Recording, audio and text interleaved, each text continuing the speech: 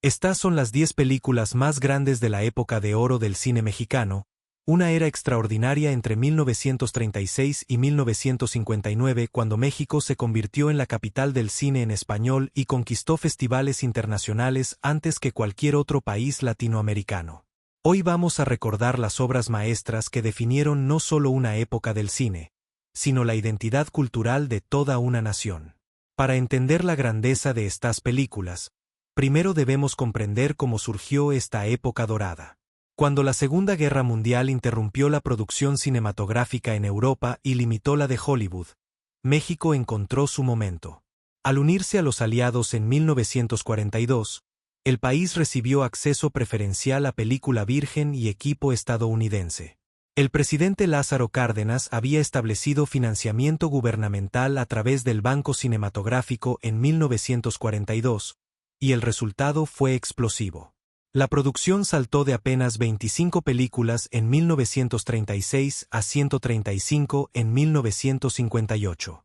En su apogeo, se vendían 162 millones de boletos anualmente solo en México, y el público gastaba 8 veces más en cine que en las corridas de toros. Las películas mexicanas dominaron las pantallas de toda América Latina. Incluso en Yugoslavia surgió el fenómeno Jumex, donde poblaciones enteras adoptaron la música y la moda mexicanas. Comencemos nuestro recorrido con la película que muchos consideran la más importante de todas. Los Olvidados, de 1950, dirigida por Luis Buñuel, fue un golpe brutal a la conciencia mexicana. Este retrato despiadado de los niños de la calle en la Ciudad de México, filmado en apenas 21 días con un presupuesto de 450,000 pesos, causó un escándalo nacional. Los nacionalistas condenaron furiosamente que un español se atreviera a mostrar los problemas de México con tanta crudeza. Pero el reconocimiento internacional rescató la película. Ganó el premio a Mejor Director en Cannes en 1951 y el Ariel de Oro a Mejor Película. Y en 2003, se convirtió en la primera película inscrita en el registro de la memoria del mundo de la UNESCO. El crítico André Bazin dijo que era una película que azota la mente como un hierro al rojo vivo. La historia del adolescente El Jaibo, que escapa de un reformatorio y arrastra al joven Pedro hacia el crimen antes de asesinarlo, no ofrece redención ni esperanza. Cuando los vecinos arrojan el cuerpo de Pedro por un barranco de basura para evitar problemas, Buñuel nos muestra una verdad que muchos no querían ver. Pero volvamos al inicio de la época dorada, a 1936, con Vámonos con Pancho Villa de Fernando de Fuentes. Esta película casi destruyó las carreras de todos los involucrados. Con un presupuesto que superó el $1,000,000, el más grande en la historia del cine mexicano hasta ese momento, la película llevó a la quiebra a los estudios CLASA antes de su estreno. Cuando finalmente se proyectó el 31 de diciembre de 1936, duró solo una semana en cartelera, completamente opacada por otra película de Fuentes ese mismo año, La complaciente Allá en el Rancho Grande. La historia de 6 campesinos idealistas que se unen al ejército de Pancho Villa en 1914, solo para ver sus ilusiones románticas destrozadas uno por uno, era demasiado dura para el público de la época. El momento más devastador llega cuando el último sobreviviente, Tiburcio, debe ejecutar a su joven amigo Becerrillo por orden de Villa, quien teme el contagio de viruela. Tiburcio regresa a la vida civil con su fe revolucionaria destrozada. La película fue rescatada décadas después por el movimiento de cineclubes en los años 60. En la encuesta Somos de 1994, donde expertos como el mismo Gabriel Figueroa y el crítico Carlos Monsiváis votaron, fue clasificada como la película número 1 del cine mexicano. Ahora hablemos de la primera película mexicana, y la primera latinoamericana, en ganar el Gran Premio del Festival de Cannes en 1946, María Candelaria. Emilio Fernández escribió el guión en 13 servilletas de un restaurante, como regalo de cumpleaños para Dolores del Río porque no tenía dinero para comprarle un presente. Cuando le propuso el papel, ella resistió. «Una india, ¿quieres que interprete a una india? Yo, descalza». Pero aceptó, y el resultado fue una obra maestra visual. La cinematografía de Gabriel Figueroa, con sus dramáticos cielos y composiciones heroicas que evocaban la tradición muralista de Diego Rivera, estableció el vocabulario visual del cine mexicano. La historia de María Candelaria, una mujer indígena marginada en Xochimilco en 1909 porque su madre fue apedreada hasta morir, termina trágicamente cuando los aldeanos la matan a pedradas por creer que posó desnuda para un pintor. La asociación de Fernández y Figueroa definió la estética de toda una era, y esta película les abrió las puertas del mundo. 2 años después, en 1948, llegó Nosotros los Pobres, y el cine mexicano nunca fue igual. Esta película dirigida por Ismael Rodríguez, protagonizada por Pedro Infante, se convirtió en la película más taquillera de la historia del cine mexicano durante años, según el historiador Carl J. Mora. La historia del carpintero Pepe el Toro y su familia en una vecindad de la Ciudad de México, con todas sus tribulaciones melodramáticas, desde el encarcelamiento injusto hasta la muerte por tuberculosis de su hermana perdida, tocó el corazón del pueblo mexicano de una manera que ninguna otra película lo había hecho. La canción Amorcito Corazón de Manuel Esperón se convirtió en un estándar mexicano eterno. Los apodos de los personajes de la película entraron al habla cotidiana mexicana. Pedro Infante se consagró como el ídolo del pueblo, posición que mantuvo hasta su muerte en un accidente de avión en 1957. El éxito inmediato generó Ustedes los ricos en 1948 y Pepe el Toro en 1953. Una cuarta película planeada fue cancelada cuando Infante murió. Su coestrella, Blanca Estela Pavón, ya había fallecido en un accidente de avión en 1949. Pero no todo era drama. En 1940, Ahí está el detalle convirtió a Cantinflas en una estrella internacional. En esta obra maestra del enredo, completada en apenas 3 semanas, Cantinflas se cuela en una mansión para cenar con su novia Paz, la sirvienta. Cuando le piden que mate al perro rabioso de la familia llamado Bobby, comienzan las complicaciones. Un gángster también llamado Bobby muere, y a través de confusión e identidad equivocada, Cantinflas es juzgado por asesinato. La legendaria escena del tribunal, donde Cantinflas confiesa haber matado a Bobby el perro mientras todos creen que confiesa un homicidio, sigue siendo una de las secuencias cómicas más grandes del cine. La frase del título Ahí está el detalle se convirtió en su frase característica de por vida. El verbo cantinflear, hablar de manera confusa y evasiva, entró al diccionario español. Charlie Chaplin supuestamente llamó a Cantinflas el mejor comediante vivo. Años después, Cantinflas ganaría un Globo de Oro por La Vuelta al Mundo en 80 días en 1956. En 1946, María Félix y Pedro Armendáriz protagonizaron Enamorada, a menudo llamada La Fierecilla Domada de México. Con un presupuesto de más de 1.5 millones de pesos, 15 veces más que el debut de Fernández en 1942, la película enfrentó a la aristócrata obstinada Beatriz Peñafiel contra el general José Juan Reyes cuando sus tropas ocupan su conservadora ciudad de Cholula.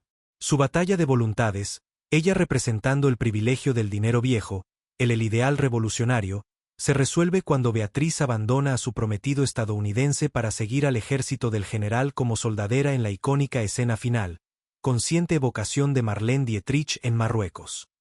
La película ganó 7 Arieles de Plata en la ceremonia de 1947, incluyendo Mejor Película, Director, Actriz, Guión y Cinematografía. La restauración en 4K se estrenó en el Festival de Cannes 2018, presentada por Martin Scorsese.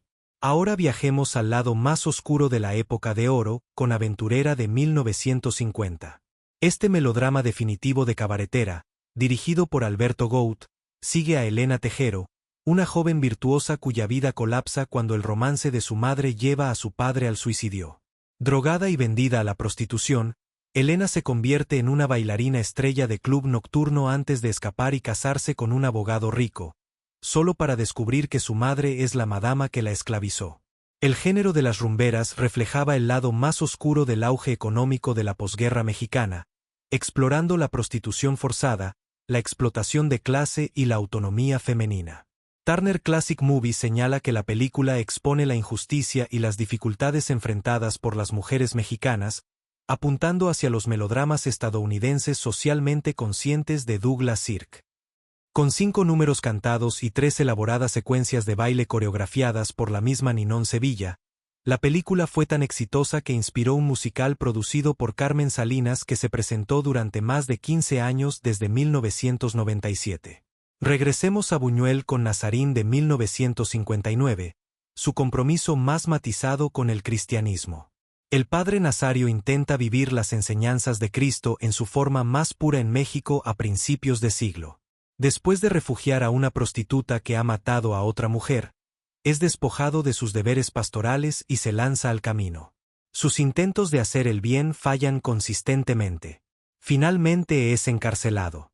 La película termina ambiguamente. Un asesino le dice que ni el bien ni el mal sirven para nada, y la aceptación de Nazario de un simple regalo de piña deja su estado espiritual incierto. La película ganó el Premio Internacional en Cannes 1959 junto con Hiroshima Mon Amour y Los 400 golpes. Casi recibe el Premio OSIC de la Iglesia Católica, y fue incluida en la lista del Vaticano de 1995 de películas importantes bajo la categoría Religión. El director Andrei Tarkovsky la nombró entre sus 10 películas favoritas. En 1960 llegó Macario, la primera película mexicana nominada al Oscar como Mejor Película Extranjera. Basada en una novela de B. Traven inspirada en La muerte madrina de los hermanos Grimm, esta fábula del Día de Muertos sigue a un leñador famélico que hace un voto de no comer hasta poder disfrutar un pavó entero solo. Cuando 3 figuras aparecen pidiendo compartir su comida, el diablo, Dios y la muerte, Macario rechaza a los 2 primeros pero comparte con la muerte, razonando que nunca hay tiempo para nada más. La muerte lo recompensa con agua curativa, llevándolo a la riqueza, la fama y finalmente, una confrontación con la Inquisición. La famosa escena de la caverna de velas de Gabriel Figueroa, miles de velas parpadeantes representando vidas humanas, fue influenciada por Der Mude Tod de Fritz Lang. La película ganó $80,000 en sus primeras 5 semanas solo en el Teatro Alameda de la Ciudad de México, según Variety. Tiene 100% en Rotten Tomatoes. Y finalmente, cerremos con una joya oscura, El esqueleto de la señora Morales de 1960. En esta comedia negra magistral, el alegre taxidermista Pablo Morales soporta un matrimonio infernal con Gloria, una fanática religiosa amargada y lisiada que finge piedad entre sus amistades de la iglesia mientras atormenta a su esposo.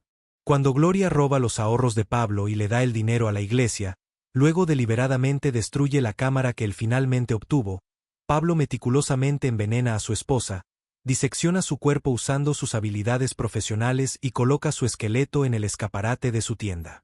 Basada en El misterio de Islington de Arthur Machen de 1927, la película fue escrita por Luis Alcoriza, colaborador frecuente de Buñuel. Satiriza la hipocresía de la clase media y el fanatismo religioso en la sociedad mexicana. El director Guillermo del Toro la ha citado como una favorita personal, presentándola a fans internacionales del horror. Pero todas las épocas doradas terminan. La década de los 50 trajo múltiples factores que convergieron para acabar con esta era extraordinaria. La televisión llegó a los hogares mexicanos, y mientras Hollywood se adaptó con Cinemascope y Panavisión, los estudios mexicanos fueron lentos en modernizarse. El poderoso sindicato de trabajadores de la producción cinematográfica hizo casi imposible que surgieran nuevos cineastas. Los estudios cerraron en cascada. Tepeyac, Clasa y Azteca, todos entre 1957 y 1958. Y más simbólicamente, las estrellas más grandes de la era murieron prematuramente. Jorge Negrete en diciembre de 1953, Pedro Infante en un accidente de avión en abril de 1957. La Academia suspendió los premios Ariel en 1958, sin revivirlos hasta 1972. Pero las películas perduran. Desde el estatus de patrimonio de la UNESCO para los olvidados, hasta Martin Scorsese presentando la restauración de Enamorada en Cannes, estas obras continúan definiendo las aspiraciones más altas del cine mexicano. Estas 10 películas representan más que entretenimiento. Son el alma de una nación capturada en celuloide, el momento en que México demostró al mundo que podía crear arte cinematográfico de nivel mundial. Ganaron la Palma de Oro antes que cualquier otro país latinoamericano, conquistaron Cannes, llegaron a los Oscar y, más importante aún, tocaron los corazones de millones. Para aquellos de nosotros que tuvimos la fortuna de crecer con estas películas, o que las descubrimos en cineclubes y retrospectivas, sabemos que la época de oro del cine mexicano no es solo historia del cine. Es parte de nuestra identidad, de quienes somos como mexicanos y como amantes del séptimo arte. Estas películas siguen vivas, siguen importantes, y seguirán siendo esenciales para entender no solo el cine mexicano, sino la cultura latinoamericana y el arte de hacer cine en sí mismo.